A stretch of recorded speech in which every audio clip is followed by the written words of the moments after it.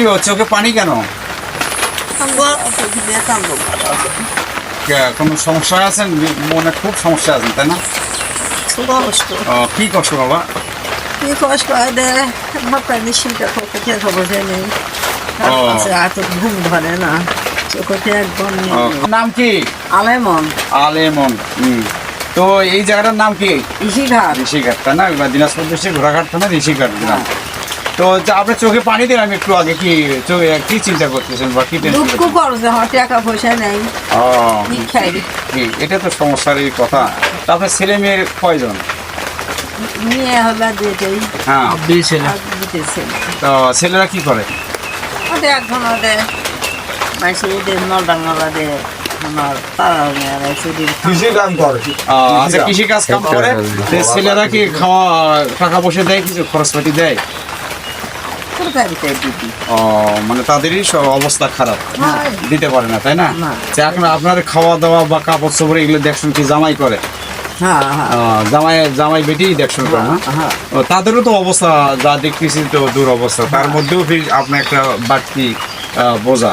এটা সমাজের অনেক সময় দেখা যায় যে ছেলে বা ছেলের বউয়ের মধ্যে হয় না, ওই কোনো সময় মুরব্বীদেরকে বা মাদেরকে ওই যে মেয়ের কাছেই যাইতে হয়, এটা অনেক সমাজেই আছে।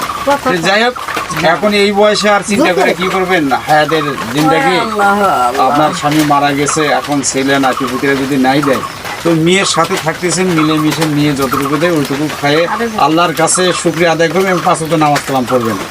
যাই হোক, আমি ওই আপনার জন্য ছোট্ট একটু উপহার আনছি। আপনার কাপড় দেখলাম ছিঁড়া বা ময়লা, আমার অনেক কষ্টেই আছেন।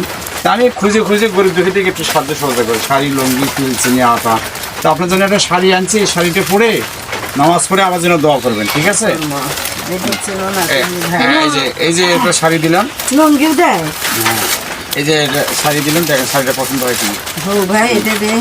তোমার বলা একটা লুঙ্গি দিয়ে